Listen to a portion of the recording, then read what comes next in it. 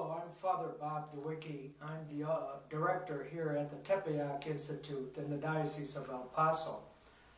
With this video, what I would like to cover are the resources that all the participants in the Christian Formation Program are expected to have and to use during the classes. So what I would like to do is to go over each of the resources and talk a little bit about it and why we are using them. So these are texts that the participants are required to have in their possession. There are 4 texts: the Bible, the Vatican II documents, the Catechism, and a handbook that accompanies the Catechism. And I will review each one. It's important to stay close to the tradition and orthodox teachings of the Catholic Church, and that's why we have these texts. And these texts serve as a foundation to our learning. And basically there are 2, the Scriptures and the tradition of the Church. The challenge will always be for us on how do we interpret these texts, and how do we look at these texts in light of our contemporary needs and challenges that we faced in the modern world. And so let me begin with the Bible. Every participant is to have his or her Bible. We recommend the New American Bible because that is what the lectionary uses at Mass.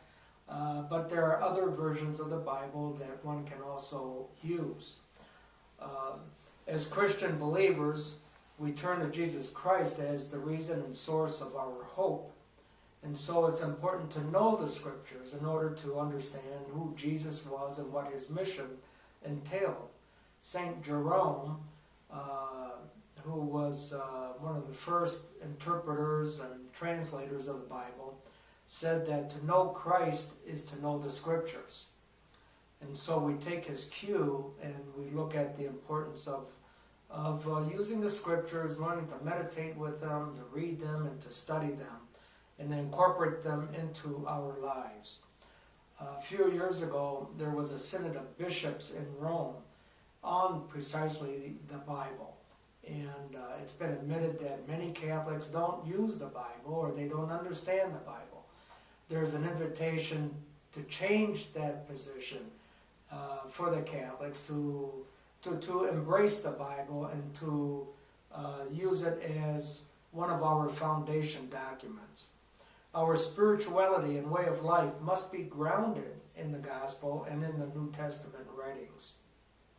We can say that the Bible is a love letter from God to a people like ourselves who are searching for meaning in our lives.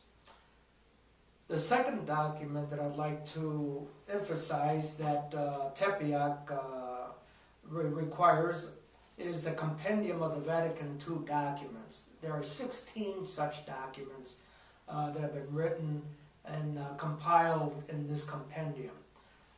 This is the highest authority in the Church. When the bishops of the world come together with the Bishop of Rome, we have the highest declaration on church teaching. The Second Vatican Council is such an authoritative proclamation of the Church. And so it's important that we have access to the documents. These documents are also available on the website, the Vatican website, called vatican.va.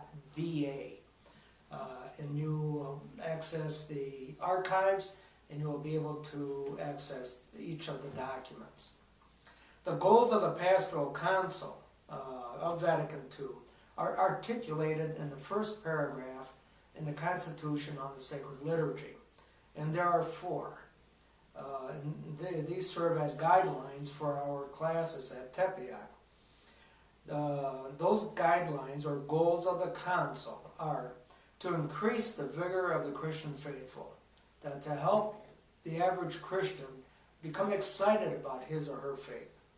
The second goal is to adapt the institutions, the church institutions, to the modern times. The third goal is to promote ecumenism, to promote unity with all Christian churches. And the fourth is to strengthen the Church's message to all of humanity, to every person, men and women on the planet. Tepeyac is dedicated to promoting the vision of the council. Its vision is one of spirituality, of communion, participation, and dialogue. And the vision also embraces a particular way of looking at the world.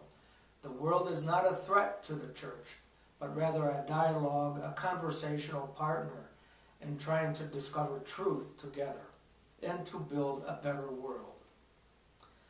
The third text that the participant at Tepeyac is required in the Christian formation program is the Catechism of the Catholic Church.